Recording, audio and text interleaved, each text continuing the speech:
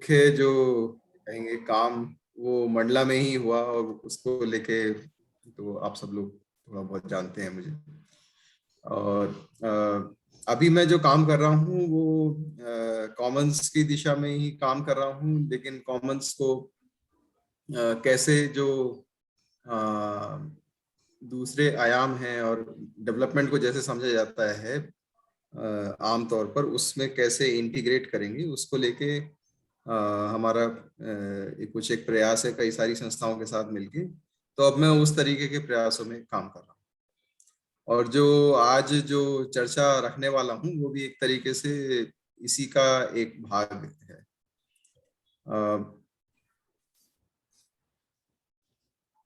तो मैं अपना एक एक छोटा सा एक प्रेजेंटेशन बनाया हूँ, वो शेयर करता हूँ।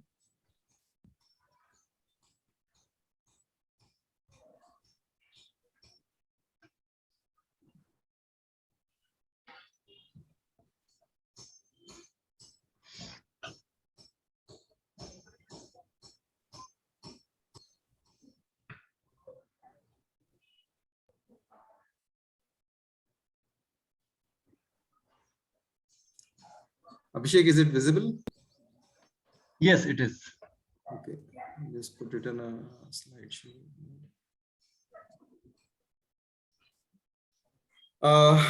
थोड़ा सा बैकग्राउंड देना ठीक रहेगा। एफईएस जो है उसको कार्बन को लेके कई लोगों से, कई डोनर से भी और कई जगह से पुश जो है 2008-9 से ही आना शुरू हो गया था। और क्लाइमेट चेंज पे काम करने को लेके भी कई जगहों से पुश आना शुरू हो गया था। लेकिन हमने बहुत सतर्कता बरती है हमेशा इसमें घुसने से पहले, क्योंकि हमको इसको लेके कई सारे डाउट्स थे हमको और हमारे बोर्ड को। और उसकी वजह ये थी कि हमको एक तो कार्बन मार्केट्स में जो कार्बन पर एकमात्र जो इकोलॉजिकल सर्विस है कार्बन, उस पर जो फोकस है उसको लेकर थोड़ा सा ये डाउट था। दूसरा, कम्युनिटी और मार्केट के रिलेशनशिप को लेकर डाउट्स थे कि वो किस तरह से होगी और उसमें क्या नेगोशिएटिंग मैकेनिज्म्स होंगे। और तीसरा ये था कि आप अगर उसको मोनेटाइज कर दें हर चीज को तो उसका क्या असर होता है, स्टीवर्डशिप पे उसका क्या असर होगा लोगों की, उसको लेके हमारे अपने मन में डाउट्स थे। और अब जब ये अपॉर्चुनिटी काफी बड़ी हो गई है और बहुत जो है हमको चारों तरफ से अलग अलग तरीके से लोग हमें रीच आउट कर रहे हैं और हमारे पार्टनर्स को भी रीच आउट कर रहे हैं, तो हमें जरूरी था कि हम थोड़ी इसकी समझ और बेहतर बनाएं। तो हम उस डायरेक्शन में अभी काम कर रहे हैं। और मेरे को ये कहना ठीक रहेगा कि अभी ये काम पूरा नहीं हुआ है, लेकिन मुझे जब अभिषेक से कुछ चर्चा हुई थी इसको लेकर, तो मुझे लगा कि इसको लेके बातचीत करना शायद बेहतर रहेगा। और यदि कुछ प्रश्न और जिज्ञासाएं इस ग्रुप से भी आएंगी, सो वो भी हमको भी हेल्प करेगा अपनी इंक्वायरी को ठीक से करने के लिए और फिर उसके रिजल्ट साझा करने के लिए। तो उम्मीद है आपकी कुछ मदद हो पाएगी इससे। हम इकोसिस्टम सर्विसेज जो आमतौर पे हम ये कह सकते हैं सामुदायिक जमीनों या फॉरेस्ट से मिलने वाली जो सर्विसेज हैं, उनको आमतौर पर या तो जो इसमें प्रोविजनिंग सर्विस कही जा रही है, यानी कि फायरवुड है, फॉडर है, टिम्बर है, एनटीएफपीज है, वहां तक समझते हैं आमतौर पर। और ये बात जो है आमतौर पर गांव में भी समझ में आती है, गांव के लोगों को भी ये बात समझ में आती है। कल्चरल सर्विसेज भी कुछ हद तक गांव को समझ में आता है। लेकिन जो रेगुलेटिंग सर्विसेज हैं, pollination, soil fertility, climate regulation, soil erosion prevention, air purification, water regulation, ये सारी सर्विसेज जो है ये इनको हम आमतौर पर उतना तवज्जो नहीं देते हैं, इतना इम्पोर्टेंस नहीं जाता है। और इसी में ही रेगुलेटिंग सर्विसेज में ही कार्बन सीक्वेस्ट्रेशन का भी एक सर्विस है जो कॉमन लैंड्स या फॉरेस्ट लैंड्स करते हैं। और आज की डेट में इसको लेके ही ये पूरा मार्केट और ये पूरी बातचीत शुरू हुई है। इसके अलावा सपोर्ट सर्विसेज हैं, कॉमन्स या फॉरेस्ट लैंड्स जो है वो सॉइल फॉर्मेशन में, स्पीशीज को हैबिटेट देने में, जीन पूल बनाने में, न्यूट्रिएंट रिसाइकलिंग में और ग्रेजिंग बेनिफिट्स प्रोवाइड करने में सपोर्ट करते हैं। तो ये सारी सर्विसेज जो हैं, ये इसमें से कई सारी जो है वो लोकली जो पॉपुलेशन है, कम्युनिटी है, उसको प्राप्त होती है। और इसमें से बहुत सारी जो है वो सिर्फ उन्हें प्राप्त नहीं होती, बल्कि पूरे that is one can say is a gift of that particular patch of forest और commons to the entire world. So वो बाकी पूरी दुनिया के लिए ये सारे सर्विसेज जो हैं ये सारे कंट्रीब्यूट करते हैं। तो उस हद तक जो है हमारे शहर या हमारी बड़ी पॉपुलेशन और इंडस्ट्रीज इन सब सर्विसेज पर निर्भर है। तो अब ये सर्विसेज को कंटिन्यू करने में कम्युनिटीज का क्या रोल है उसको थोड़ा समझना चाहिए। कम्युनिटीज जो हैं वो भले ही कितना भी वन विभाग या कोई और विभाग जो है उसमें रोल निभाए, लेकिन एक डी फैक्टो गवर्नेंस में कम्युनिटी का एक रोल होता है। उसका प्रबंधन कैसे होगा, किस प्रकार से उसकी ग्रेजिंग होगी, क्या होगा, तो उसमें उसका एक रोल रहता है, उसको अवॉइड नहीं किया जा सकता। बल्कि अगर उसे ताला बंद करके रखेंगे तो और प्रकार के अलग समस्याएं उसमें पैदा होती हैं, जैसा कि हम मध्य प्रदेश के कई हिस्सों में देख रहे हैं और पूरा देश में कई जगहों पर ऐसा देख रहे हैं हम। और कुछ फंक्शंस होते हैं जो अनजाने भी होते हैं, अनजाने में या अनजाने में, या कह लीजिए विजडम के वजह से हो जाते हैं। आदमी सोचता नहीं है करते समय, लेकिन बचपन से ऐसे ही करते आए हैं या देखते आए हैं तो वो होता जाता है। जैसे कि शेपर्ड्स कम्युनिटीज जहाँ पर हैं, तो शेपर्ड्स जब जाएंगे तो अनपैलेटेबल ग्रासेस जो हैं उसमें लैंडस्केप में उनके सीडलिंग्स को हटाते जाएंगे। अब ये कोई ऐसा बहुत बड़ा काम जैसा नहीं दिखता है, बहुत ही क्योंकि मेन काम तो जो जानवर है उनकी देखभाल करना है, लेकिन ये छोटा सा काम एक साइड में होता रहता है, चलता रहता है, जिसे हम नेचर केयर कहते हैं। हम नहीं जानते, लेकिन जाने अनजाने हम लोग जो हमारे गांव के लोग हैं वो अपने लैंडस्केप में पेड़ लगाते जाते हैं, कुछ झाड़ियों को संरक्षित करते हैं, कहीं किसी एक इलाके की पूजा करने लगते हैं। ऐसे बहुत सारे कामों को जोड़ के कुछ नेचर केयर का एक तरीका बन जाता है गांव का, जो हमें दिखाई नहीं देता है। वो एक रोल है कम्युनिटीज का, जो कम्युनिटीज करती रही है। और लैंड यूज को मैनेज करना कि इस एरिया में ये लैंड किस काम के लिए इस्तेमाल होगी, उसको लेके कुछ अनरिटन रूल्स होते हैं, तो उसको मैनेज करना। कृषि में अभी फिलहाल, और मतलब वैसे भी आदिवासी क्षेत्रों में तो काफी समय तक ग्रीन रिवॉल्यूशन नहीं पहुंचा था, तो अभी भी काफी हद तक जो है केमिकल फर्टिलाइजर्स या केमिकल इनपुट्स का प्रयोग कम होता है। और उस तरीके की प्रैक्टिसेस एक तरीके से लोग करते रहे हैं एग्रीकल्चर में, और उससे भी इकोलॉजिकल सर्विसेज को बल मिलता है। और सबसे बड़ा काम जो है वो है स्टीवर्डशिप फॉर कंजर्वेशन, यानी कि लोग अपना कुछ एक इंस्टीट्यूशन कह लीजिए या संगठन कह लीजिए, या जो स्टीवर्ड का मतलब होता है थोड़ा सा रखवाले के जैसा, तो वो एक रोल उनका कम्युनिटीज का है। वो अलग अलग फॉर्म में, अलग अलग लेवल पे, अलग अलग क्वालिटी के साथ, अलग अलग सिचुएशंस में ये काम करते हैं। और उससे फिर ये बायोडाइवर्सिटी बेनिफिट्स, कार्बन, हाइड्रोलॉजिकल रिजीन्स या सोशियो इकोनॉमिक आउटकम्स हमें प्राप्त होते हैं। स्टीवर्डशिप जो है उसको बनाए रखने में कई चीजों का योगदान है, कल्चर और ट्रेडिशंस का है, और किसी किस्म के कम्युनिटी इंस्टीट्यूशंस अगर हैं तो उनका योगदान होता है स्टीवर्डशिप को बढ़ाने में। और जमीन पर हक अगर है, टेन्योर जिसे कहेंगे कि अगर अवेलेबल है तो उसका भी एक बड़ा रोल होता है स्टीवर्डशिप के इथिक को मजबूत करने में विलेज में।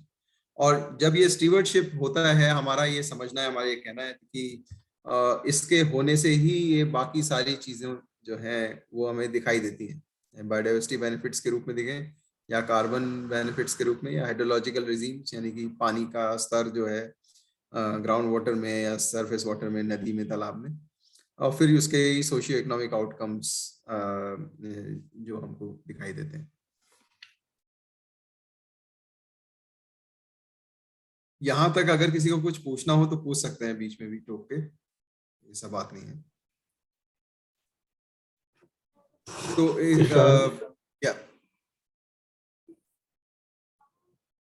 सॉरी, मैं विशाख बोल रहा हूँ। हाँ विशाख बोलिए। मुझे ये ठीक से समझ में नहीं आया कि जब हम de facto गवर्नेंस और nature care, manage land use, sustainable agriculture की बात कर रहे हैं, तो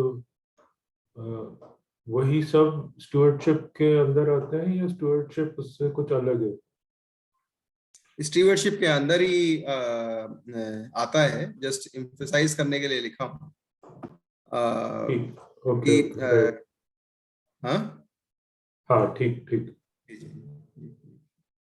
क्योंकि कई बार जो है वो इंस्टीट्यूशंस तो वीक हैं ऑन द ग्राउंड ना, तो जमीन पर थोड़ा कई बार वीक इंस्टीट्यूशंस दिखाई देते हैं, तो हमको उसमें रोल उनका कम दिखाई देता है फिर लोगों का उसको गवर्न करने में, इसलिए इसको लिखना जरूरी था अलग से। तो जितना स्ट्रॉन्ग कम्युनिटी इंस्टीट्यूशंस होंगे उतना ही स्ट्रॉन्ग स्टीवर्डशिप होगा, उतना ही बेहतर हमें आउटकम्स प्राप्त होंगे। तो जितना लोगों के कम्युनिटी लैंड्स पर हक स्थापित होंगे उतना ही स्टीवर्डशिप मजबूत होगा, जितना कल्चर और ट्रेडिशंस पर लोगों का यकीन होगा उतना ही स्टीवर्डशिप मजबूत होगा। और stewardship as essential condition to result into carbon, ये एस्टेब्लिश रखना और इसको अपने दिमाग में रखना काफी जरूरी है। और ये इसलिए जरूरी है क्योंकि कार्बन जो है उसको तो क्वांटिफाई करके उसका वैल्यू कार्बन मार्केट्स में लगाया जाता है, लेकिन उसके लिए जो एसेंशियल कंडीशन है स्टीवर्डशिप, उसके लिए किस तरह से इंसेंटिवाइज वो कर रहा है या नहीं कर रहा है, उस पर ध्यान थोड़ा कम रहता है मार्केट्स में। तो इसको एड्रेस करने का शायद as a civil society organization में भी हमें जरूरत है।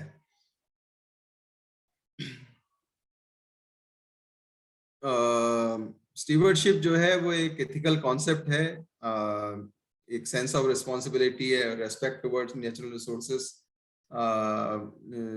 Used to produce goods and services necessary for one survival. तो और जैसा इसमें कुछ एक एट्रीब्यूट्स इस स्लाइड में मैंने शेयर करना चाहा ताकि आप पहचान सकें कि कब हम कहते हैं कि कम्युनिटी के पास एक अच्छी स्टीवर्डशिप है, अच्छी एक एथिक है स्टीवर्डशिप का। तो उसमें तो एक कम्युनिटी का कंस्ट्रक्ट एक होता है जो एक रिसोर्सेस से रिलेट करते हैं, उनको प्रोटेक्ट करने का कोशिश करते हैं, और कम्युनिटी का जो रिलेशनशिप है एरिया से वो एक लंबा होता है, लंबे समय से, और अलग अलग उसके डायमेंशंस होते हैं, और उनको जिस हद तक भी इंडिपेंडेंस मिलती है उसका डिसीजन मेकिंग को लेके, इम्प्लीमेंटेशन करने को लेके, और उनके सिस्टम्स क्या हैं कंसर्न कम्युनिटी के क्या सिस्टम्स हैं उसको मैनेज करने के लिए, और इन सब कामों से इकोसिस्टम का एनहांसमेंट या उसका कंजर्वेशन हो रहा है। तो ये कुछ एक एट्रीब्यूट्स हैं जिससे हम ये समझ सकते हैं कि इस एरिया में, इस फॉरेस्ट को लेके लोगों का जो फीलिंग है, जो उनका एथिक है, कंजर्वेशन एथिक, वो कितना मजबूत है, उनका स्टीवर्डशिप कितना मजबूत है।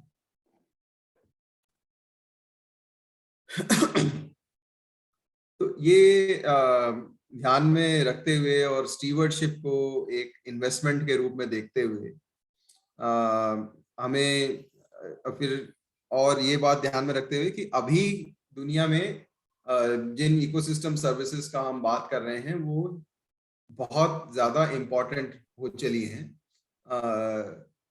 कार्बन भी इम्पोर्टेंट है, फ्रेश वाटर भी बहुत इम्पोर्टेंट है। इसमें एक और चीज का जिसका हम बात करते हैं ऑक्सीजन, उसको लेके हम बहुत कम बात करते हैं। कार्बन सीक्वेस्ट्रेशन का तो बात करते हैं लेकिन ऑक्सीजन का बात नहीं करते हैं हम, कितना ऑक्सीजन इससे मिल रहा है, भी एक इकोलॉजिकल सर्विस है। तो ये सारे जो बेनिफिट्स जो दुनिया में आ रहे हैं और उनका कंजम्पशन से जो कंजम्पशन वो कर रहे हैं बिकॉज ऑफ दीज सर्विसेज, अब धीमे धीमे ये सर्विसेज कम पड़ने की वजह से इसकी जरूरत बहुत महसूस हो रही है कि कम्युनिटीज अपने इस जो रोल था उनका पुराना वो करते रहें। लेकिन कम्युनिटी के पास कोई जो अभी का जो मॉडल है उसके पास कोई इंसेंटिव नहीं है और इंसेंटिव कम होते जा रहे हैं कंजर्वेशन को लेकर। तो इसको कैसे बढ़ाया जाए, इसको लेके ये पेमेंट फॉर इकोसिस्टम सर्विसेज का कॉन्सेप्ट पिछले 15-20 साल से चर्चा में है और कई मायनों में वो हमें दिखाई भी देता है, अलग अलग तरीके से हमको दिखाई देता है। जैसे गवर्नमेंट सब्सिडीज देते हैं कुछ चीज को लेके या कोई स्कीम लाते हैं, हालांकि वो उसको पेमेंट फॉर इकोसिस्टम सर्विस नहीं कहते, तो पेमेंट फॉर इकोसिस्टम सर्विस कहेंगे तो एक राइट जैसा आ जाता है, वो वेलफेयरिस्ट स्कीम्स की जैसा हो रहा है।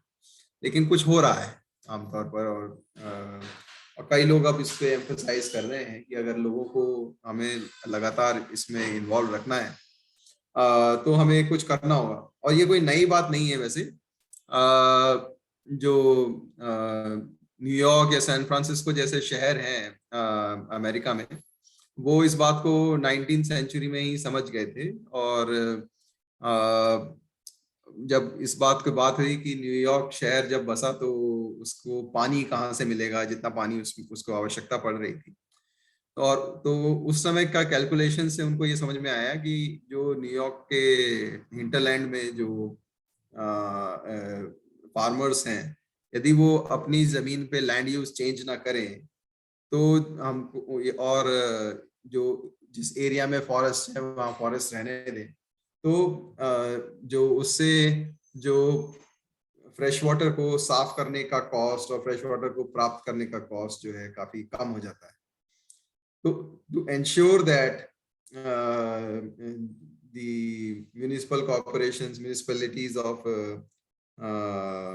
New York and San Francisco City, उन्होंने वो फार्मर्स के साथ उस समय समझौते किए और पेमेंट फॉर इकोसिस्टम सर्विसेज एक तरीके से उस टाइम वाटर राइट्स के रूप में हुआ। तो पानी के संदर्भ में अभी इसके एग्जाम्पल्स हमारा देश में भी और जगह भी मिलने लगे हैं और अलग अलग इसको लेके एक्सपेरिमेंट्स हो रहे हैं इंसेंटिव मैकेनिज्म्स डेवलप करने को लेके।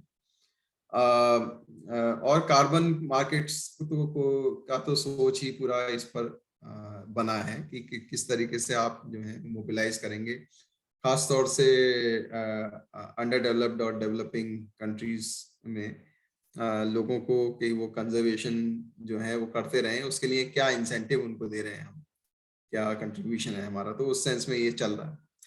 तो वो इसको लेके एक बड़ी बहस है कि क्या ये ग्रीन वॉशिंग है, क्या मतलब this is a right to pollute, कि हम यहाँ पर पेड़ लगाएंगे और उससे उनको राइट मिलेगा कि वो पॉल्यूट करें। लेकिन जिस तरह से अभी ये डायरेक्शन जा रहा है जहाँ पर कई प्रकार के और चेंजेस भी हो रहे हैं, उसमें फॉरेस्ट्री और इस तरीके से जो कार्बन सिक्वेस्ट्रेशन का बात हो रहा है वो एक उसका एक पार्ट है। और इसको लेके अब काफी डिस्कशंस हो रहे हैं कि इस पूरे संदर्भ में क्लाइमेट को लेके जस्टिस को भी कैसे स्थापित किया जाएगा। लेकिन ये सब बातें अभी और धीमे धीमे और साफ होंगी और इसीलिए हमें अपने ऑल्टरनेटिव्स, अपने ऑप्शंस चुनने में भी थोड़ी सावधानी बरतनी चाहिए। तो ये कुछ क्वेश्चंस हैं। Who will pay for their loss so that they continue maintaining the resources, how to pay, when to pay and how much, what is the role of an NGO as an honest intermediary here? That's a very important one. कि लोगों का जंगल से रिश्ता हम जिस तरह से communicate करते आए हैं वो दूसरे तरीके का रहा है। अब वो जंगल या सामुदायिक जमीन से उसका रिश्ता जो है, जब हम इस सेंस को एक कमर्शियल सेंस को लेके हम जाएंगे तो, और उसमें क्या उनको कुछ चेंज करना होगा, यदि ये है तो हमारा ऊपर उनका यकीन और हमारी situation as an honest intermediary, ये एक बड़ा एक पॉइंट है जिसको हमें ध्यान रखना चाहिए, ताकि ये ट्रस्ट जो है ये इम्प्रूव हो फर्दर और डिटेरिएट ना हो। और उसमें और दोनों तरफ से, मतलब मार्केट को लेके भी, मार्केट का भी ट्रस्ट और कम्युनिटीज का भी ट्रस्ट, और कम्युनिटीज का और मार्केट्स का दोनों का आपस में जो एक ट्रस्ट आना चाहिए वो क्या है। और दूसरा एक और भी बात है, गवर्नमेंट टू गवर्नमेंट इसमें क्या है डीलिंग्स हो रही हैं, और लार्ज बिजनेसेस किस तरह से सोच रहे हैं, तो ये सब भी कुछ एक रोल प्ले कर रहे हैं, जिसके बारे में थोड़ा हम और आगे चर्चा कर सकते हैं। कार्बन मार्केट्स का हिस्ट्री कोई बहुत पुराना नहीं है, करीब 20-25 सालों से इसको लेके बातचीत शुरू हुआ है, जैसा कि आप लोग जानते हैं। लेकिन अभी पेरिस एग्रीमेंट के बाद ये नेट जीरो को लेके, और ग्लासगो कॉन्फ्रेंस में खासतौर से जो अभी कॉन्फ्रेंस ऑफ पार्टीज हुआ, वहां पे नेट जीरो को लेके काफी बातचीत हुई। नेट जीरो आप में से कई लोग शायद जानते होंगे, कई देश और कई सारे मल्टीनेशनल बिजनेसेस जो हैं उन पर ये दबाव है कि वो अपने एमिशंस जितने भी हैं उनको जीरो डिक्लेयर करें, यानी कि वो जितना भी एमिशन, जितना भी पॉल्यूशन करते हैं उसको कम करें, और साथ ही साथ जो वो करते हैं उसको कहीं ऑफसेट करें, उसके बदले या तो कुछ ऐसा करें जिससे कि कार्बन फिक्स हो, ताकि उनका एमिशंस जो है वो नेट जीरो हो जाए, उनकी balance sheet, carbon balance sheet जो है वो जीरो हो जाए। तो ये जो नेट जीरो का लेके बड़े बड़े घोषणाएं कई देशों ने और कई कंपनीज ने किए हैं, और इसका प्रभाव ये पड़ रहा है कि अभी हमारा देश में और कई सारे डेवलपिंग कंट्रीज में जो है बड़े बिग बिजनेसेस जो हैं वो इस तरीके के स्कीम्स और इस तरीके के प्रोग्राम्स लेके सिविल सोसाइटी ऑर्गेनाइजेशन को, गवर्नमेंट्स को पहुंच रहे हैं, और तरह तरह से कोशिश कर रहे हैं कि इस तरीके के प्रोजेक्ट्स को यहाँ पर प्लेस किया जा सके। हालांकि अभी भी ये कहना सही होगा कि ये ऐसा नहीं है कि सिर्फ कार्बन मार्केट्स ही इकलौता एक एरिया, सॉरी फॉरेस्ट्री प्रोजेक्ट्स ही इकलौता एक एरिया है कार्बन मार्केट्स में जिस पर फोकस है। कार्बन मार्केट्स जो हैं वो टेक्नोलॉजी ट्रांसफर का एरिया में एक्चुअली काफी ज्यादा उनका फोकस जो है वो technology transfer, energy efficiency, renewable energy, उन सेक्टर्स पर है, ताकि इसमें कुछ बदलाव लाया जा सके। और फॉरेस्ट्री सेक्टर में अभी भी इन्वेस्टमेंट कम है, गुंजाइश बहुत ज्यादा है, लोग लगातार इसको में रीच आउट कर रहे हैं, लेकिन अभी भी इसको लेके जो है वो सिचुएशन जो है वो अभी ऐसा नहीं है कि बहुत ज्यादा कंड्यूसिव है। इसका एक कारण ये है कि इसमें पहले जो काम हुए वो उसमें सेटबैक्स भी रहे, माने लोगों ने पहले इन्वेस्ट किया, प्रोजेक्ट्स बनाए, और लेकिन वो कार्बन क्रेडिट्स जो हैं वो उनका पेमेंट्स वापस नहीं आया। तो इस तरीके का सिचुएशन भी काफी रहा है हमारे खास तौर से इंडिया में, और ये एक इम्पॉर्टेंट एक इशू भी रहा पेरिस एग्रीमेंट के दौरान, जहां पर ये बात हो रहा था कि ये पुराने प्रोजेक्ट्स का क्या हुआ है, पुराने ऑफसेट्स का जिसका अभी तक पेमेंट्स नहीं हुआ है, उसको लेके भी एक चिंता एक व्यक्त की गई। तो कार्बन मार्केट्स दो प्रकार के हैं, एक कंप्लायंस मार्केट है और एक वॉलंटरी कार्बन मार्केट है। कंप्लायंस मार्केट जो है वो ऐसे मार्केट्स हैं, वो गवर्नमेंट टू गवर्नमेंट मार्केट्स हैं बेसिकली। गवर्नमेंट के अपने नेशनली डिटरमाइंड कंट्रीब्यूशंस हैं जो हर गवर्नमेंट जो है यूएन को डिक्लेयर की है, तो उसके अराउंड उनको कंट्रीब्यूशन करना है, अपने कार्बन एमिशंस कम करने हैं अपने पूरे देश के। तो उस हिसाब से कंप्लायंस मार्केट बने हैं जो गवर्नमेंट से गवर्नमेंट के बीच में ये एग्रीमेंट्स करा रहे हैं। और वॉलंटरी कार्बन मार्केट्स जो हैं वो है इस तरीके के जहाँ पे बिग बिजनेसेस और intermediaries, several big not-for-profit organizations also, they are coming to the sector and supporting different kinds of players here to obtain certain carbon credits. So voluntary carbon market जो है basically ज़्यादा open market है, जहाँ पे civil society organizations का जितना भी projects है वो सब इसी में आ रहा है।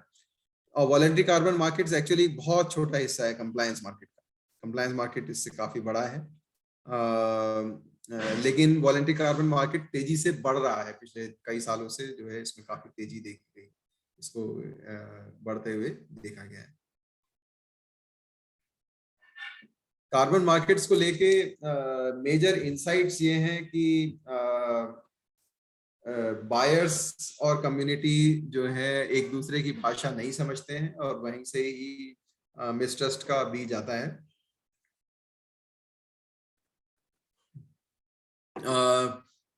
मार्केट्स को हम और ये एक सीधा एक होता है कि मार्केट्स कम्युनिटी का कैपेसिटी बिल्डिंग कर दिया जाएगा ताकि वो ये लैंग्वेज समझ सके।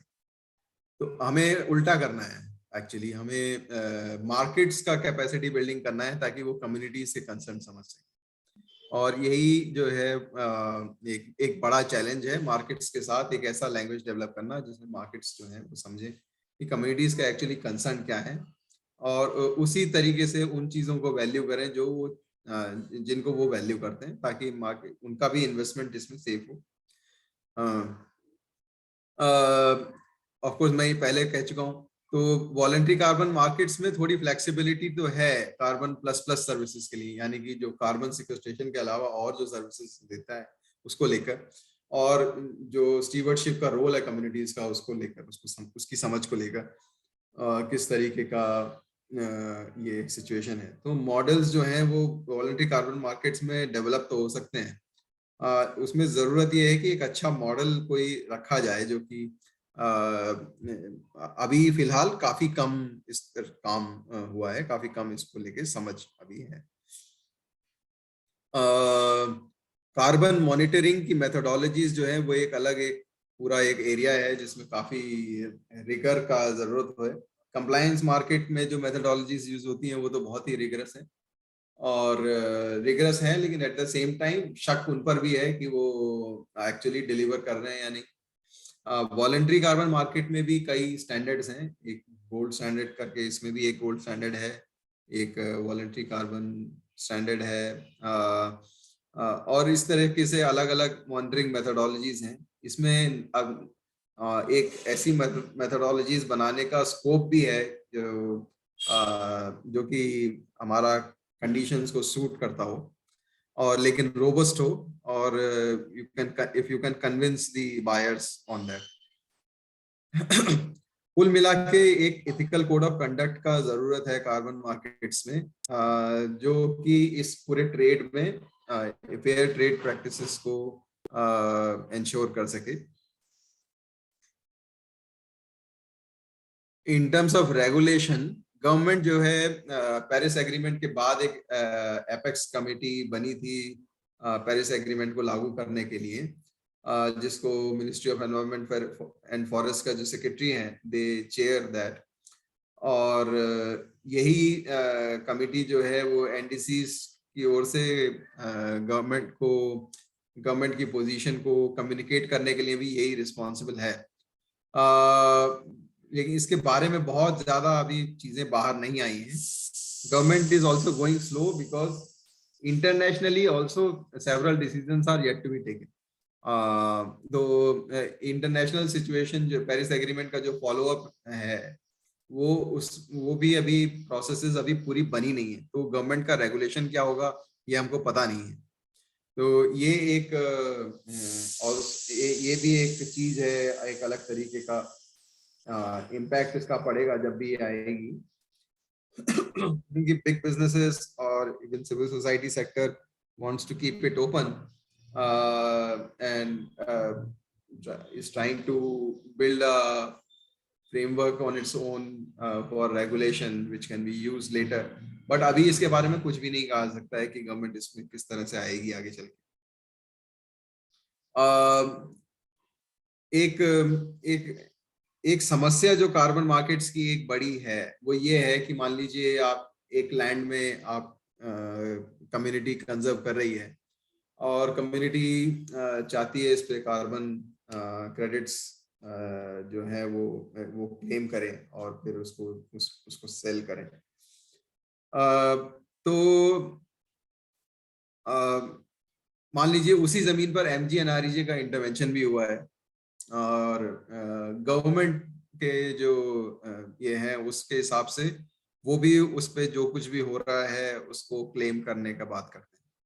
तो इस तरह से जाएंगे तो मान लीजिए एक कंपनी ए के साथ एक कम्युनिटी ने साइन किया है एग्रीमेंट और वो कंपनी ए को अपने कार्बन क्रेडिट्स दे रही है, लेकिन गवर्नमेंट ने मान लीजिए किसी दूसरे देश की गवर्नमेंट को उसका कार्बन क्रेडिट दे दिया या फिर उसको अपने एनडीसीज में रिफ्लेक्ट किया कि ये इंडिया का एनडीसी में इसका रिफ्लेक्शन आएगा, तो ये एक तरीके की डबल काउंटिंग हो जाएगी।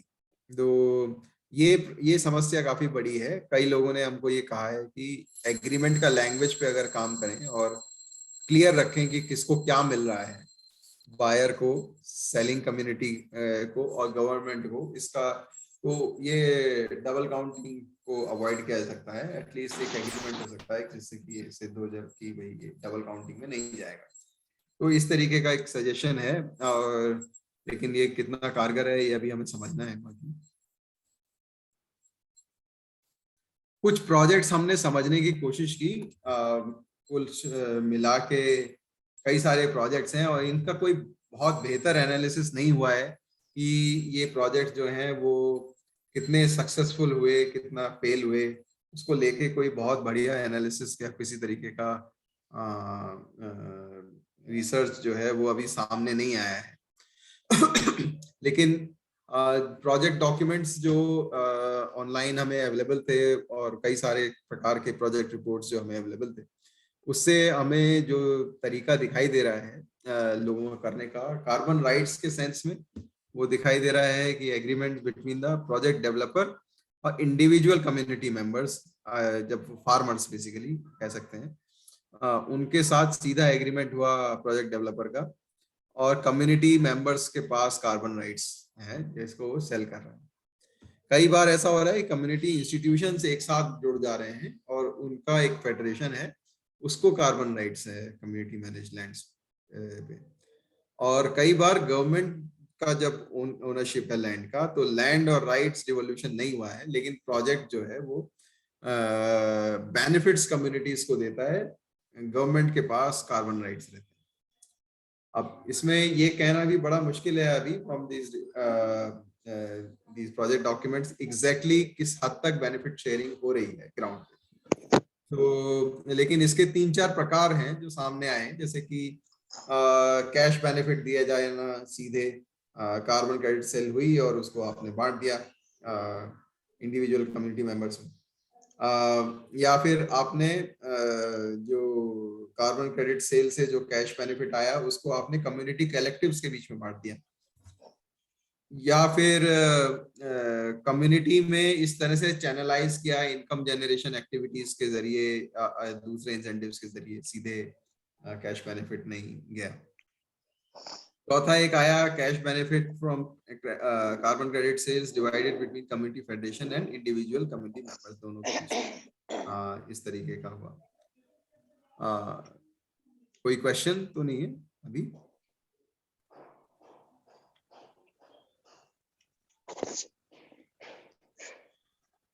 ओके, सो सो ये अलग अलग प्रकार के हमको तरीके हमें दिखाई दे रहे हैं मार्केट्स में। अच्छा, ये लॉन्ग टर्म एग्रीमेंट्स होते हैं कार्बन के। Once you register your project, वो 30 इयर्स तक का period, lock in period type का होता है। वो भी अपने आप में एक चैलेंज है, और कायदे से हम देखें तो इसके पेमेंट्स जो हैं वो आखिर में होंगे अगर हम सिर्फ कार्बन ही गिनेंगे तो ऐसा कम्युनिटीज अफोर्ड नहीं कर सकते हैं। तो अलग अलग तरीके से ये बेनिफिट शेयरिंग अरेंजमेंट्स जो को बनाया जा रहा है ताकि कम्युनिटीज का इंटरेस्ट इसमें रखा जा सके, और एनजीओज का या इंटरमीडिएरीज जो है उनका भी इंटरेस्ट इसमें बना रहे।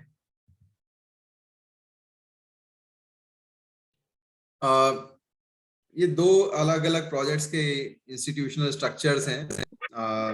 Village level, community, landscape level community federation बनाया गया है मेघालय में, और इसमें एक कम्युनिटी फैसिलिटेटर है। कम्युनिटी फेडरेशन जो है वो अधिकतर डिसीजन लेती है इसको लेकर।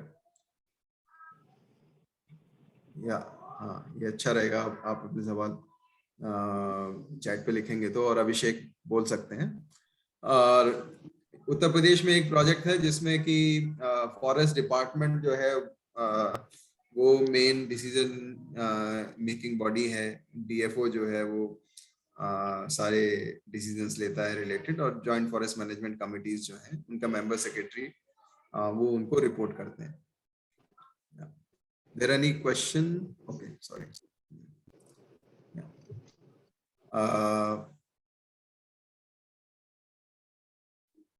लेकिन इस तरीके के कई सारे और उभर सकते हैं। ये हम जो दो प्रोजेक्ट्स के डॉक्यूमेंट्स हमने स्टडी किए उसमें से ये निकल के आया है, और we are visiting few. Field visits अभी नहीं हो पाया है, लेकिन हमारा अभी नेक्स्ट टारगेट यही है कि हम फील्ड विजिट्स करें और इनके बारे में ज्यादा जानकारी इकट्ठा कर सकें कि एक्चुअली ये सब how is it faring, how much actually the benefit is going to communities. वो वाला थोड़ा सा पार्ट जो है वो अभी भी समझना बाकी है। हालांकि जो मेघालय का जो कम्युनिटी प्रोजेक्ट है उसको लेके हमें खासतौर से काफी, ये मेघालय वाला जो कम्युनिटी फेडरेशन वाला जो है उसको लेके हमको काफी कुछ सुनने को मिल रहा है कि ये काफी बेहतर कर रहा है।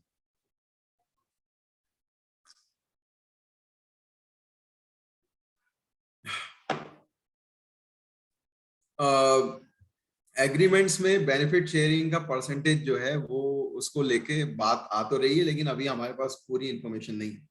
जो लोग हमारे पास आ रहे हैं उन लोगों के दिमागों में भी अपने अपने अलग अलग परसेंटेजेस हैं।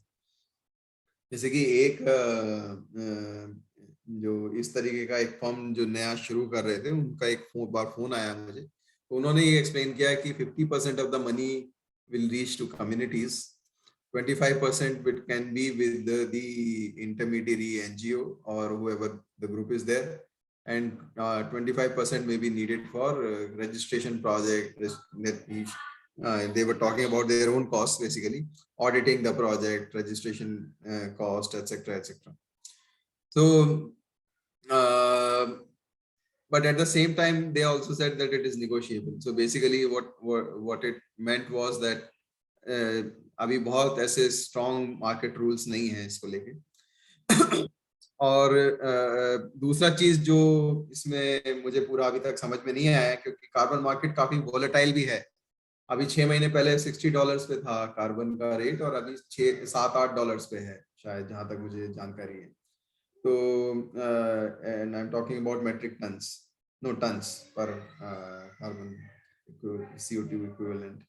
तो इतना रेट जो है वो फ्लक्चुएट कर रहा है। तो ऐसे में किस तरह से एक सस्टेन्ड इनकम या कुछ बनाया जा सकता है लोगों के लिए, वो भी अभी बहुत क्लियरली अभी सामने नहीं आया है। हम लोग कोशिश कर रहे हैं कि इसको लेके भी एक समझ एक जल्दी बने। जैसा मैंने कहा कि मेघालय में जो प्रोजेक्ट है उसको लेके हमने काफी सुना है वो, और गवर्नमेंट सपोर्ट भी उसमें शामिल है, लेकिन कम्युनिटीज ही पूरी तरह से चार्ज में है, क्योंकि कम्युनिटीज नॉर्थ ईस्टर्न स्टेट्स में कम्युनिटी लैंड्स पर कम्युनिटीज का राइट्स जो है काफी एस्टेब्लिश्ड है। तो कम्युनिटी इंस्टीट्यूशंस जो हैं काफी चार्ज में हैं, और लोकल एक्सपर्ट्स जो हैं वो उनके साथ काम करते हैं, विच मॉनिटर दी एडिशनैलिटी ऑफ कार्बन। हमने देखा कि मेघालय के लोकल इंस्टीट्यूशंस, मध्य प्रदेश और उत्तर प्रदेश के भी कुछ एग्जांपल्स हैं, ऑनलाइन उनके बारे में पढ़ने को मिलता है। इसमें जॉइंट फॉरेस्ट मैनेजमेंट कमिटीज जो हैं वो इस रोल में हैं, और कहीं कहीं वुमेन एसएचजीज भी हैं।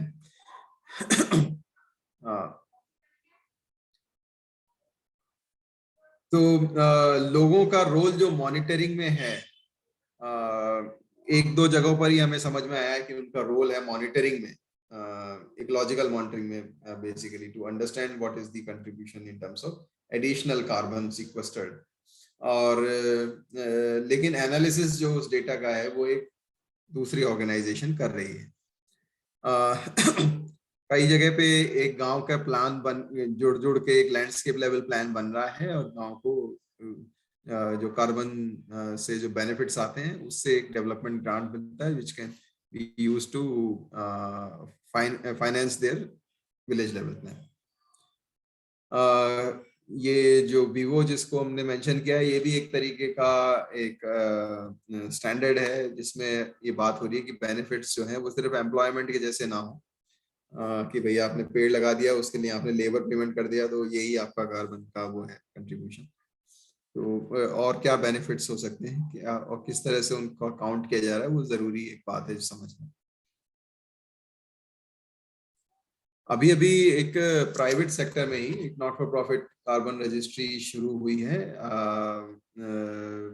ये first voluntary market based platform है जहाँ पे प्रोजेक्ट्स को रजिस्टर किया जा सकता है। इसमें प्रोजेक्ट के आधार पर उसके क्वांटिफिकेशन मेथोडोलॉजीज वगैरह वगैरह और कार्बन क्रेडिट्स उसके अगेंस्ट में इशू करने को लेके एक रजिस्ट्री ये बनाया गया है। तो इसमें देखेंगे तो स्मॉल स्केल एग्रीकल्चर और फॉरेस्ट्री प्रोजेक्ट्स जो हैं वो भी इसमें रजिस्टर हो सकते हैं। ड्यूरेशन काफी लंबा है, 30 इयर्स तक का है। हालांकि जैसा मैंने कहा कि अभी इसको लेके अभी भी काफी ओपननेस है, नया चीजें बना के प्रपोज किया जा सकता है, सोचा जा सकता है उसके बारे में। सॉरी, ये पहले से हो गया है, इसको लेके बात करने की जरूरत नहीं। FES में हमने जो हमारे प्रोजेक्ट एरियाज हैं, हमने उसमें उनको उनमें जो हम लॉन्ग टर्म से मॉनिटरिंग करते आ रहे हैं, हमने ऐसे साइट्स को पहचाना था और वो कहाँ पर हैं उनको देखने का कोशिश किया, और हम कई सारे फैक्टर्स पे उनको मॉनिटर करते आ रहे हैं काफी समय से, करीब 10, 12, 15 सालों से इसको मॉनिटर करते आ रहे हैं, उनकी प्रोग्रेस। तो आप इसमें देख सकते हैं कि इसमें बायोमास, बायोडाइवर्सिटी, लोगों का उस पर क्या डिपेंडेंस है, इंस्टीट्यूशनल स्ट्रक्चर क्या है उससे कंजर्वेशन को लेके, इसमें से कई सारे एलिमेंट्स को हम लोग तो स्टडी करते आ रहे हैं काफी लंबे समय से। ईशान, वो स्लाइड में नंबर्स थोड़ा समझाएंगे क्या उनका? ये सिर्फ नंबर्स जो हैं, ये नंबर ऑफ साइट्स हैं, नथिंग मच। कितनी साइट्स पर हम लोग ये अध्ययन कर रहे हैं। तो मैं ये स्लाइड को बेसिकली इसलिए दिखाया था कि मे बी हमको शायद कई सारे फैक्टर्स जो हैं इसमें उनको मॉनिटर करने का कैपेसिटी डेवलप करना होगा as we move into carbon markets later date. ये जो इसमें जो फैक्टर्स लिखे हैं वो ज्यादा इंपॉर्टेंट है बजाय नंबर्स के। Numbers are just indicating sites, number of sites जहाँ पे डेटा कलेक्ट होता है। और थोड़ा सा आप साइट के बारे में बता पाएंगे, मतलब how do you determine a site, उसका लेंथ ब्रेड्थ कैसा होता है? तो ये यहाँ पर ये अलग अलग तरीके का साइट्स है। 150 जो इसमें नंबर है, ये एनुअल मॉनिटरिंग साइट्स का नंबर है, जहाँ पर ये हमारे छोटे बड़े कॉमन लैंड्स या फॉरेस्ट लैंड्स के पैचेस हैं। इस पे हम मेजर करते हैं इन सारे फैक्टर्स पे कि किस तरह से वहाँ पे रेस्टोरेशन हो रहा है। ये 35 साइट्स का मुझे याद नहीं आ रहा है कौन सा ग्रुप था, लेकिन ये 288 जो है ये ऐसे साइट्स हैं जिसमें कुछ FES साइट्स भी हैं, कुछ नॉन FES साइट्स भी हैं, और अलग अलग प्रकार के टेन्योरल अरेंजमेंट से आए हैं और इस पर हम लोग जो है ज्यादा समझ करने की कोशिश कर रहे हैं, एडिशनैलिटी समझने की कोशिश कर रहे हैं कि यदि उसमें एक एनजीओ का इंटरवेंशन होता है बनिस्बत इस बात के कि अगर एनजीओ का इंटरवेंशन नहीं है तो इससे कुछ फर्क पड़ता है क्या उस इलाके के कंजर्वेशन पे, और दूसरे एलिमेंट्स क्या हैं जो इस पूरे प्रोसेस को स्ट्रेंथन करते हैं। एनजीओ नहीं है माने और एनजीओ है माने तो हमारा ये समझ है कि हमारे काम से एक तो टेन्योर थोड़ा मजबूत करने पे हम थोड़ा काम करते हैं, लोगों की कुछ तो हकदारी बढ़ाने पे हमारा ध्यान होता है। दूसरा हिस्सा ये है कि हम लोग कोशिश करते हैं कि उसका जो कॉमन लैंड है उसका रेस्टोरेशन किसी तरह से हो, और तीसरा है कि उसका जो सस्टेनेबल यूज कैसे हो, उसका गवर्नेंस कैसे हो, इसको लेके हम लोग काम करते हैं। तो जहाँ एफईएस है वहां पर इसका क्या इम्पैक्ट है और जहाँ एफईएस नहीं है वहां पर इस तरीके का एक्टिविटीज किस हद तक हो पाता है, हमारे बिना किस हद तक हो पाता है, या हमारे ऐसा भी कि हमारे काम के एक हिस्से का मान लीजिए सिर्फ टेन्योर अगर मिला है, लैंड कम्युनिटी राइट्स हुए हैं लेकिन रेस्टोरेशन नहीं हुआ है, तो सिर्फ टेन्योरल राइट से भी क्या होता है, चेंजेस क्या आते हैं। तो ये देखने के लिए हम ये कर रहे हैं। 19 नंबर जो इधर लिखा हुआ है वो ऐसे वाटरशेड्स हैं जिसको हम 90s से कई वाटरशेड्स को हम 90s से मॉनिटर कर रहे हैं। ये हमारे long term watershed monitoring sites हैं। ये पूरा वाटरशेड का हम लेते हैं एरिया और उसको एज अ लैंडस्केप अंडरस्टैंड करने का कोशिश करते हैं, तो इसलिए इसका नंबर कम है, ये साइट बेस नहीं है। कुल मिला के ये 465 जो नंबर आ रहा है वो टोटल नंबर है, वो इसका ओवरलैप्स को हटा के। Okay. Yeah, there is some chat. Okay, Anjali is writing. Yeah, thanks. Then the एक डॉक्टर जगदीश केशवन एक काफी बड़े एक्सपर्ट हैं इस एरिया में, तो हमने उनसे जो बातचीत किया तो उससे कुछ हाइलाइट्स हम आपसे शेयर कर रहे हैं। एक तो वो ये कह रहे हैं कि कार्बन ऑफसेट से जो आपको प्राप्त हो रहा है उसको एक एडिशनल इनकम के रूप में देखा जाए, और ये बात मेरे को कई और लोगों ने भी बोला है कि इसको प्राइमरी इनकम को ये कभी भी नहीं कर पाएगा, क्योंकि ये इतना वोलेटिलिटी है कि पूरा वोलेटिलिटी को एब्जॉर्ब करना मुश्किल हो जाता है। अगर लोगों को पूरा ये लगे कि this is going to be a very big thing, तो उनको काफी दिक्कत हो सकती है। तो ये एक एडिशनल इनकम है, सारा काम प्राइमरी फंक्शन जो उसका है, फूड फॉडर, मेडिसिनल प्लांट्स, उसके फायरवुड टिम्बर, इसके ऊपर कुछ एडिशनल कुछ प्राप्त होता है, वो कितना भी हो सकता है। उसी लेवल पे हम कम्युनिकेशन होना चाहिए, ये एक बात कहा जा रहा है।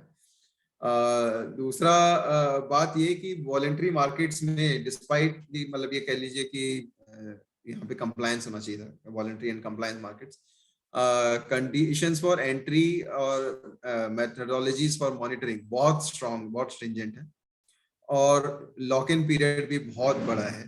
तो बात ये सामने आ रही थी कि अगर एक पीएस के लिए कम्युनिटी फंड एक बनाया जाए और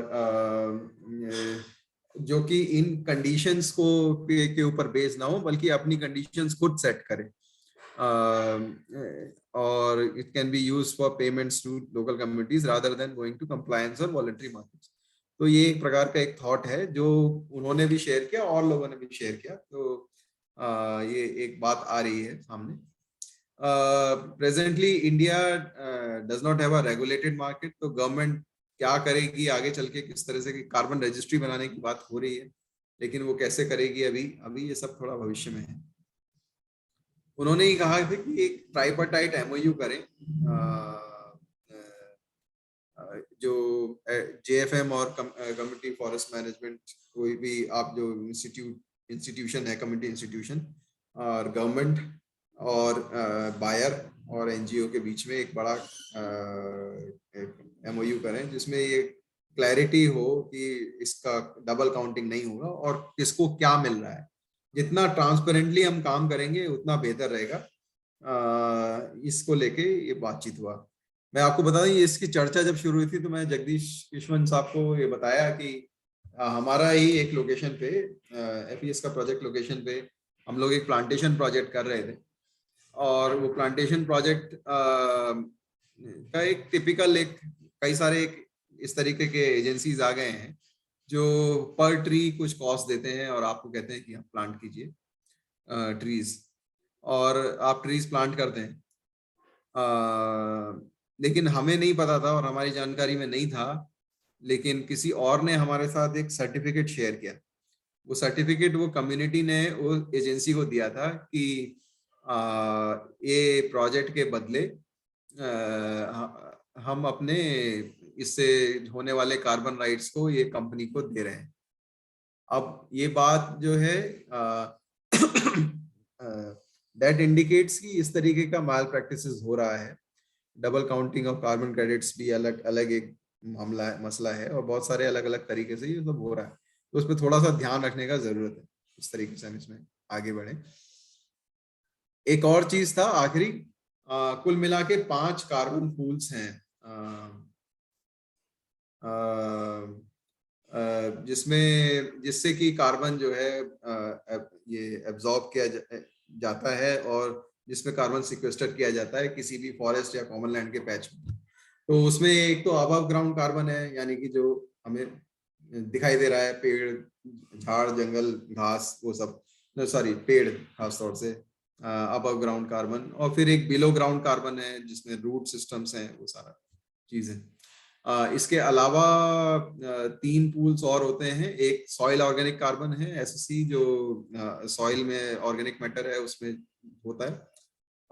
चौथा होता है लीफ लिटर के रूप में, और अंजलि 5वां कौन सा होता है? So but there are, so basically there are 5 carbon pools, 4 I remember, for the 5th one I am forgetting, but usually we measure only one, which is above ground carbon. तो इसको थोड़ा सा हम बढ़ा सकते हैं, इसमें 2-3 पूल्स और जोड़ के उसका वैल्यू बढ़ा सकते हैं, लेकिन हर वैल्यूएशन के हर एक, okay, deadwood is the 5th one. तो लेकिन इसका सबका वैल्यूएशन करने का और मेजरमेंट का अपना कॉस्ट होगा, वो ऐड इसमें हो जाता है। लेकिन अभी इस पे जो हमारे एस्टिमेट्स थे हमारी मॉनिटरिंग के, वो काफी मतलब काफी कह सकते हैं कंजर्वेटिव एस्टिमेट्स हैं, क्योंकि अबव ग्राउंड कार्बन बायोमास ही अधिकतर हम मेजर कर रहे हैं।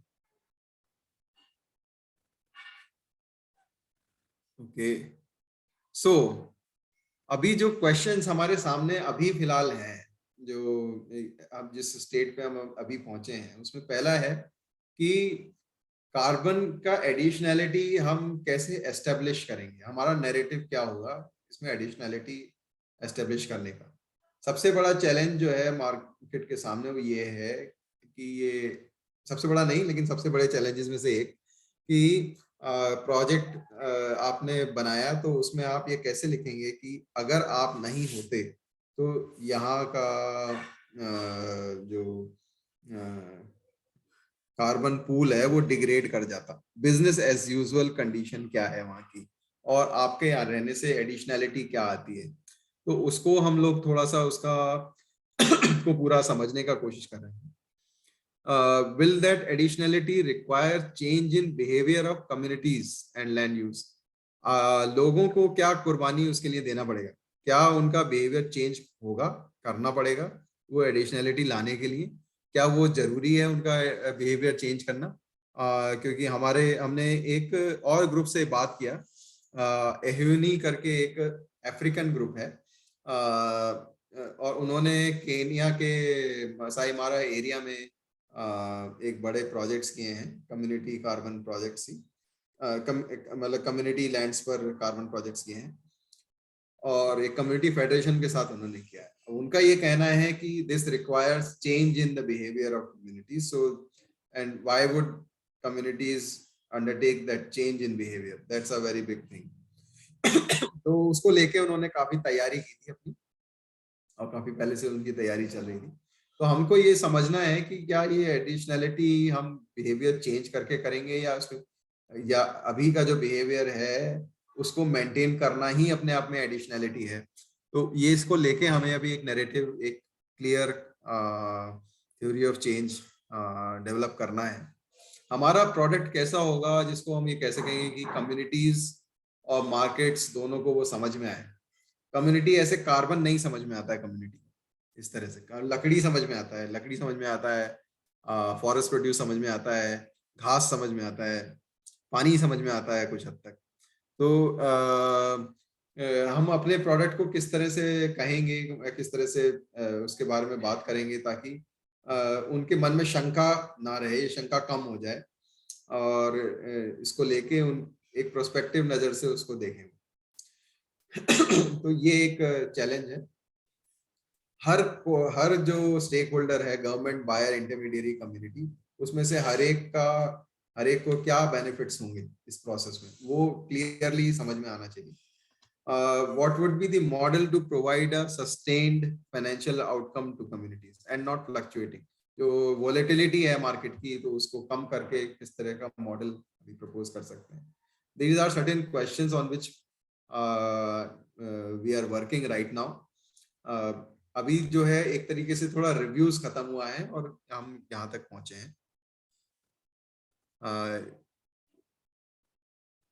या ये कुछ एक काम है जो अभी हमें करने हैं, जो कि इन क्वेश्चन से रिलेटेड ही हैं। तो इसी को ही हम we can consider as the end of the workshop, end of the session. So I open the floor for questions, reflections, and not treating this as a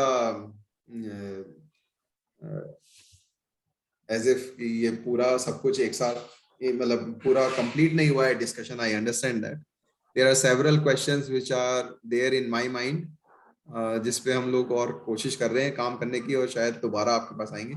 यदि आपके पास कुछ क्वेश्चंस हो, अगर हमारे पास उसका जवाब होगा तो जरूर we will try to address that, और आपके क्वेश्चन जिनका जवाब हमारे पास नहीं होगा उससे भी हमारे क्वेश्चंस का लिस्ट बढ़ेगा, तो हमें मदद मिलेगा।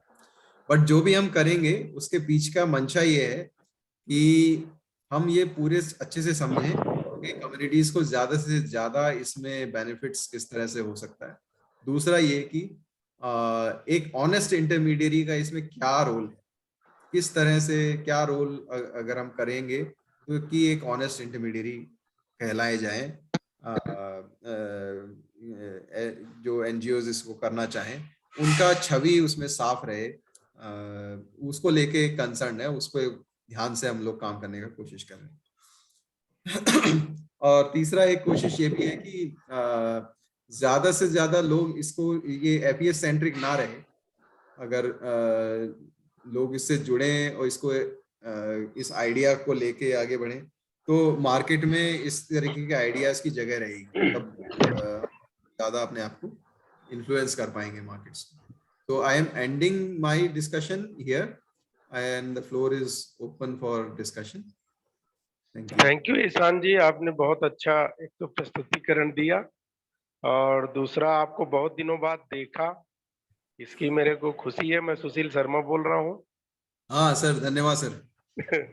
और ये भी बहुत बढ़िया सर, ये विषय भी बहुत नया है, और मेरा एक इसमें क्वेश्चन यही है कि इसको जितनी गहराई से समझने की जरूरत है उसको लेकर के हमें ऑफलाइन बैठने की ज्यादा जरूरत है, क्योंकि खास करके जब हम अपने डिंडोरी, मंडला, अनूपपुर, शहडोल की बात करते हैं तो यहाँ पर इस तरह की संभावनाएं बड़ी प्रचुर मात्रा में है, और इसमें कम्युनिटी के साझेदारों को कैसे जोड़ा जा सकता है, और एक आदमी का समझ की बजाय मेरे को लगता है इसमें टीम की समझ का होना जरूरी है।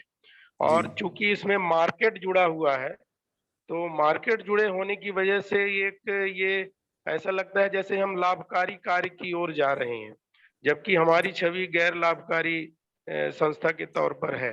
तो इसको कैसे परिभाषित किया जाएगा, खास करके संस्थाओं की छवि के रूप में, इसमें थोड़ा स्पष्टता मेरे को चाहिए।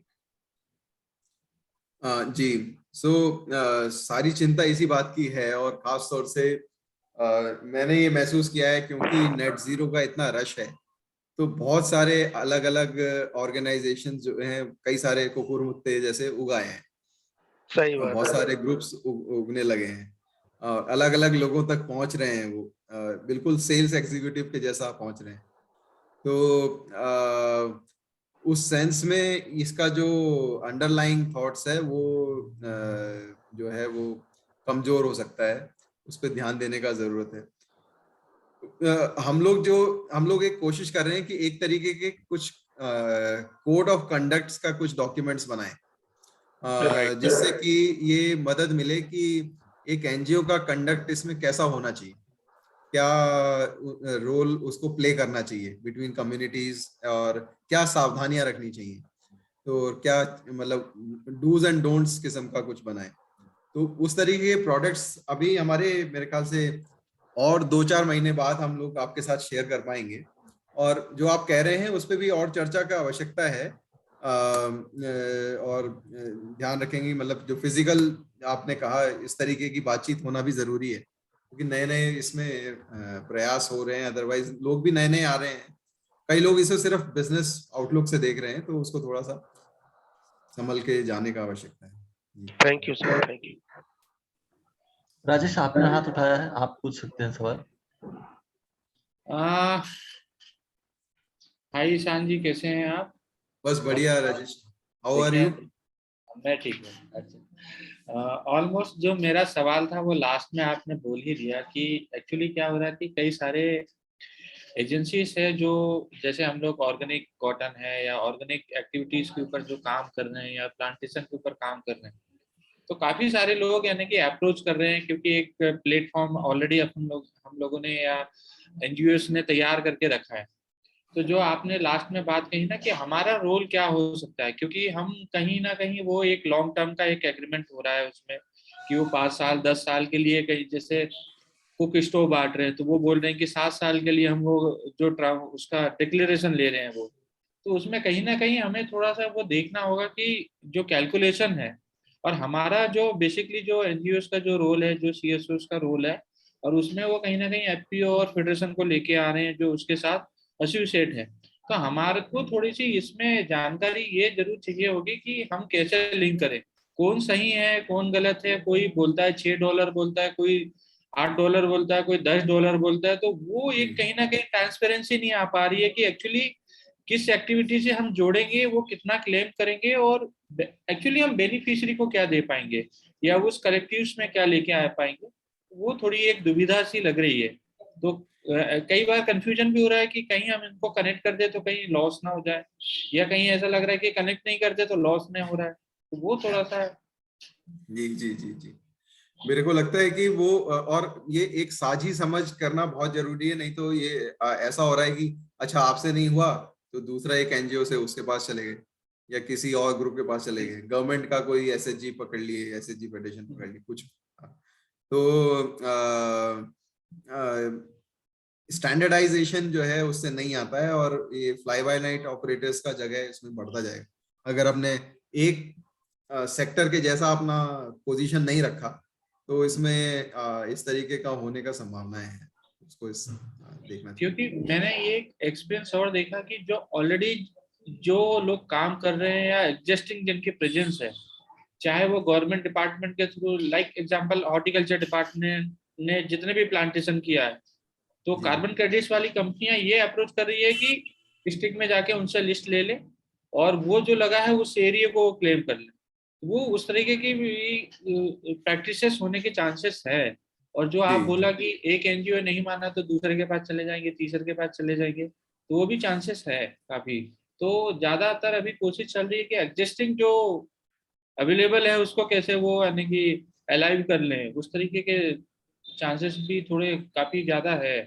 तो मुझे लगता है कि हम जैसे जो लोग हैं उनको एक साझा समझ बनाने की बहुत जरूरत है इसमें, ताकि कम्युनिटी हमारी हार्म पर ना हो उससे। जी बिल्कुल बिल्कुल। तो राजेश भाई मेरे ख्याल से 1-2 महीने के अंदर हम लोग फिर से आपके पास आएंगे। जिस तरह से जो कुछ एक तब तक हमारे पास जो फील्ड विजिट्स का भी अनुभव होगा, जो अभी एग्जिस्टिंग प्रोजेक्ट्स हैं उसमें हम लोगों के पास कुछ अनुभव होगा फर्स्ट हैंड की, वो किस तरह से अभी चल रहे हैं और उनका क्या असर है।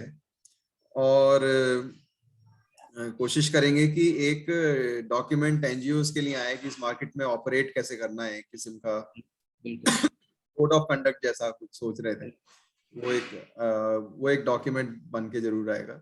तो फिर उस पर एक डिस्कशन कर सकते हैं कि कितना रियलिस्टिक है, क्या है, कैसा है, एडॉप्टेबल है, नहीं है।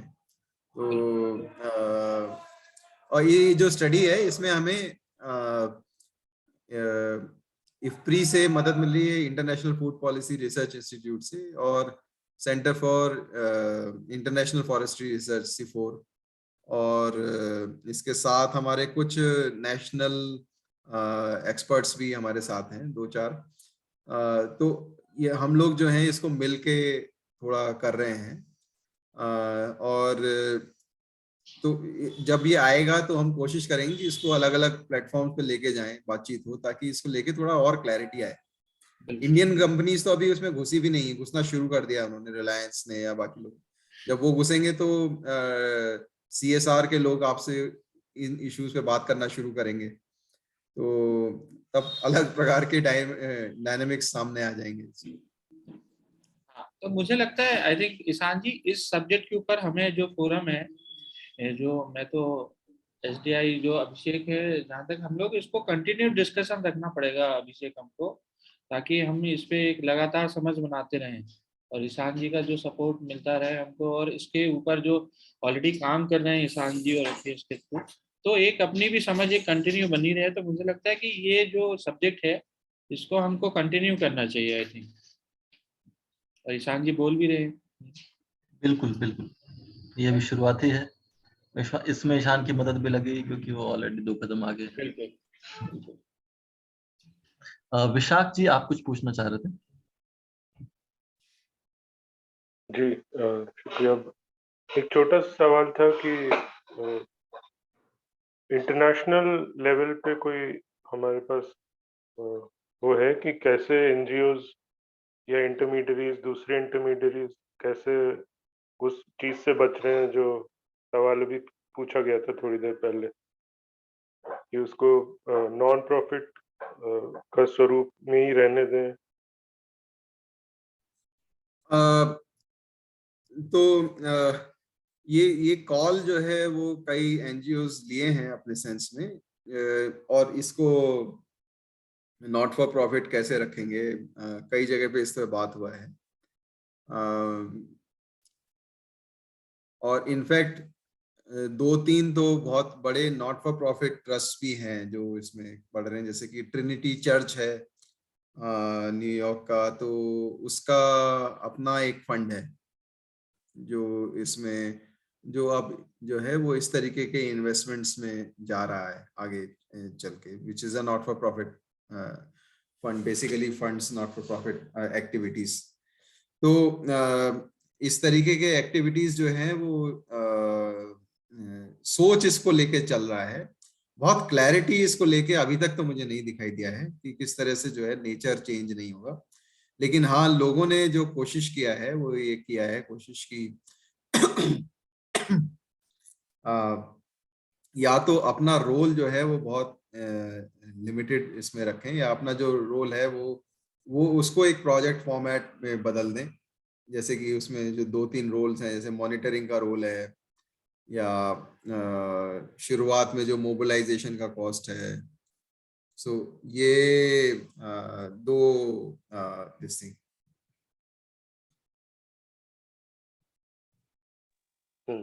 जी थैंक यू।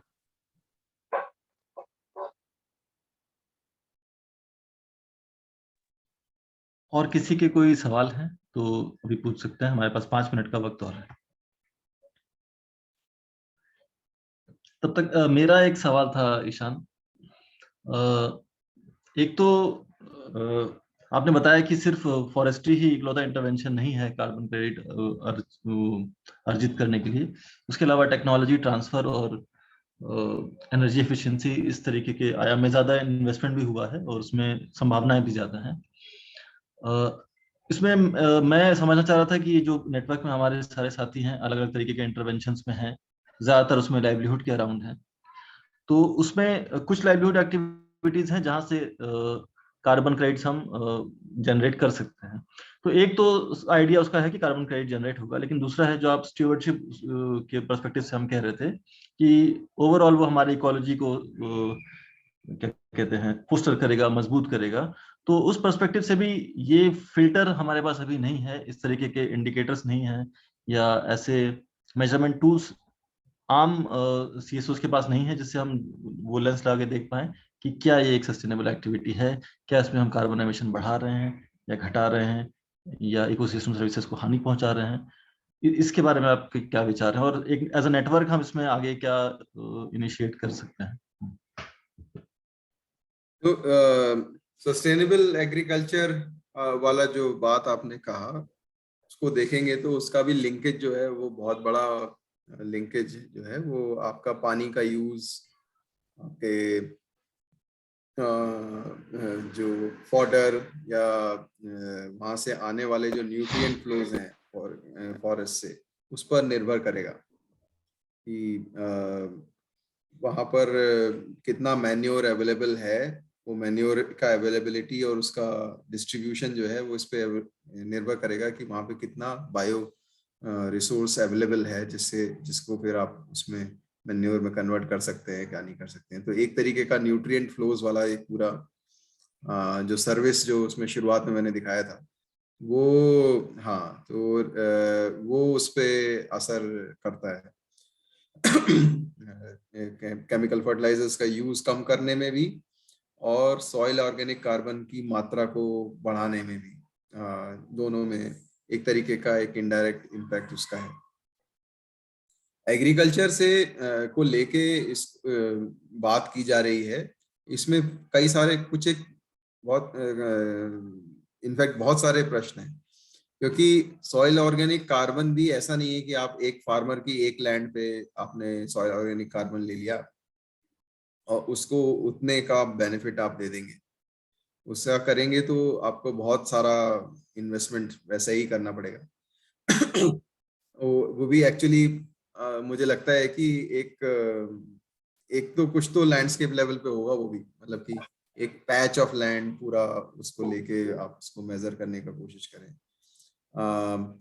तो जो अंजलि जो लिख रही है कि लाइवलीहुड एक्टिविटी के रूप में एग्रो फॉरेस्ट्री को जो है वो प्रेफर किया जा रहा है कार्बन मार्केट्स में, जिसमें स्मॉल फार्मर्स इंडिविजुअली इन्वॉल्व हो सकते हैं। राइटली सेड कि एग्रो फॉरेस्ट्री को उसमें ज्यादा तवज्जो दी जा रही है, लेकिन ये धीमे धीमे सॉइल ऑर्गेनिक कार्बन पे भी आएगा। उसको लेके बातचीत तो शुरू हो गया है, लेकिन उसमें भी जिस तरीके का कम्युनिटी एक्शन चाहिए to ensure that the soil organic carbon increase, और ये सारी चीजें भी एक दूसरे पे असर डालती हैं। ऐसा नहीं है कि एक फार्मर अकेला ही अपनी सॉइल ऑर्गेनिक कार्बन इंप्रूव कर लेगा और बाकियों का उससे कोई रिलेशनशिप नहीं रहेगा, जो उसके आसपास के हैं उनका इम्पैक्ट नहीं होगा उसका जमीन पे।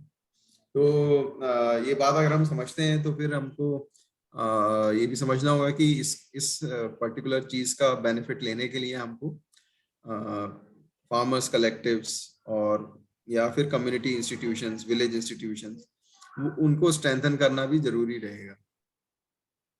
तो Abhishek, is it making sense to you? तो इस तरीके के रास्ते तो हैं, एवेन्यूज तो पक्का है, लेकिन इसमें भी लॉन्ग टर्म में इंस्टीट्यूशनल डेवलपमेंट का जरूरत होगा, ऐसा मुझे लगता है। हाँ, मैं भी उसी दृष्टिकोण से कह रहा था। थैंक यू जो आपने बोला। मैं बस इसमें जो संभावनाएं तलाश रहा था कि जैसे आज के समय में ज्यादातर हमारे फार्मा कलेक्टिव्स जो हैं वो हम अभी क्या पिक्चर प्रेजेंट करते हैं कि पहले इनकम इतना था, बेसलाइन इनकम इतना था और फिर इस तरीके का हमने इनपुट दिया और इनकम इतना बढ़ गया, विच इज स्ट्रिक्टली मेजरेबल। उन्हीं टर्म्स में हमारे इंटरवेंशन से कैसे हम कार्बन सेक्वेस्ट्रेशन हमने बढ़ाया है इन टर्म्स ऑफ यूनिट्स, अगर हम इस तरीके के छोटे इम्पैक्ट्स भी दिखा पाए तो वो कलेक्टिव्स में एक लार्जर इम्पैक्ट दिखेगा और हम एक अलग तरीके का डिस्कोर्स फिर उसमें बिल्ड कर सकते हैं कि किस तरीके से हमारे कलेक्टिव्स इसमें भी लीड कर रहे हैं। और उसमें क्या बहुत ही इजीली डुएबल स्केल हम एक बना सकते हैं जो गांव में हमारा CSP CRP उसको सीख सकें और हम नेटवर्क में चारों तरफ उसको फैला सकें। इस तरीके के मेरे थॉट्स आ रहे थे दिमाग में, क्या पॉसिबिलिटीज हैं इसकी। इस प्रकार का विचार जो है वो कई जगहों पर है, हाँ, लेकिन इस पे अभी तक मैंने तो कम से कम कोई विशेष काम होता हुआ देखा नहीं है जो सक्सेसफुल हुआ हो। विचार ये NF कोएलिशन में भी है। इस तरीके का विचार अधिकतर उन ग्रुप्स में है जो रीजेनरेटिव एग्रीकल्चर या सस्टेनेबल एग्रीकल्चर पे काम कर रहे हैं। मेरा उसमें 2-3 तर्क है और मैं भी अभी थोड़े दिनों बाद शायद एक और डिस्कशन में पार्टिसिपेट करने वाला हूं जिसमें इस पर बातचीत होगी। और तो ये शायद मैं थोड़े दिनों बाद आपको बता पाऊं कि इसमें क्या और बात हो रही है। लेकिन अभी मेरे को ये दिखता है कि कलेक्टिव्स अगर बना भी दिए जाएं, लोग अगर एक फार्मर्स कलेक्टिव है जिसमें 50 फार्मर हैं, वो 50 फार्मर 10 गांव से आ रहे हैं, तो उनकी अलग अलग जमीनों पे आसपास के लोगों का उनका असर होगा, वो किस तरह से उसको पूरी तरह से अपने आप आइडेंटिफाई करेंगे इम्पैक्ट्स वगैरह। तो मुझे ऐसा लगता है कि कुछ अभी मेथोडोलॉजीज कितनी स्ट्रांग हैं इसको लेके मेरे को नहीं इसका समझ, तो शायद अगर कभी कुछ समझ आएगा तो आई कैन शेयर। या थैंक यू। तो हम एक सवाल और ले सकते हैं अगर किसी को पूछना है तो, नहीं तो फिर हम आगे बढ़ेंगे। विशाख आप अनम्यूट है, आपको कुछ पूछना है क्या? नहीं, अभी तो नहीं। Thank you. हेलो अभिषेक और ईशान भाई, सॉरी मैं क्षमा चाहता हूँ, मैं देर से जुड़ा हूँ तो, लेकिन मुझे क्या प्रस्तुतिकरण मिल सकता है क्योंकि ये चर्चा इतनी मतलब हाँ, वो मैं भेज दूंगा, सबको भेज दूंगा। अरे वाह, और इसका रिकॉर्डिंग भी हम अपलोड कर देंगे फेसबुक अच्छा ठीक है, तब मेरा काम हल हो जाएगा। ठीक, शुक्रिया। अभी बस ये एक सब काम इन द मेकिंग ही है, जी तो आप जी, उसको उसी हिसाब से लीजिएगा। हाँ नहीं बिल्कुल, हम कम से कम शामिल फाइनल प्रोडक्ट्स जो है वो हम शेयर करेंगे जैसे जैसे ये आती जाएंगी, जी, जैसे जैसे निकल जाएंगी वैसे वैसे शेयर करूंगा जी। ठीक है, ठीक ठीक है प्रमिल, ठीक है, थैंक यू। ओके। अभिषेक यार, रिकॉर्डिंग करना आप कर ही रहे हैं, आप सेव करके भेजिएगा। जरूर, मैं ये रिकॉर्डिंग शेयर कर दूंगा, अपलोड कर दूंगा। आप सभी का इस वेबिनार में शामिल होने के लिए बहुत धन्यवाद। और बड़े अच्छे सवाल आए और सभी कंसर्न हैं, ये भी समझ में आ रहा है। और जिन सवालों के जवाब नहीं है वो ईशान ने वादा किया है कि वो उनको जरूर ढूंढ के लाएंगे और हमारे साथ दोबारा साझा करेंगे। थैंक यू ईशान कि आपने समय निकाला और इतनी अच्छी तैयारी के साथ आए और इतनी जमीनी अच्छी बातें बताई हमें, उसके लिए बहुत धन्यवाद। हमारे साथ तापस शुरुआत में जुड़े थे जो चेयरपर्सन है इस नेटवर्क के, और बाद में कुछ अर्जेंट काम की वजह से उनको जाना पड़ा, तो उनका मैसेज आया था कि मैं उनकी तरफ से आपको धन्यवाद दूं और जो शामिल हुए हैं उन सबको धन्यवाद दूं। नेटवर्क के इस वेबिनार श्रृंखला में जुड़ने के लिए आप सभी का बहुत बहुत धन्यवाद। ये वीडियो आपके साथ साझा किया जाएगा, उसको आप जरूर लाइक और सब्सक्राइब करें। Thank you Ishan. Thanks Abhishek, thanks a lot, bye bye. Thank you. You Ishan, thank you Abhishek, thank you.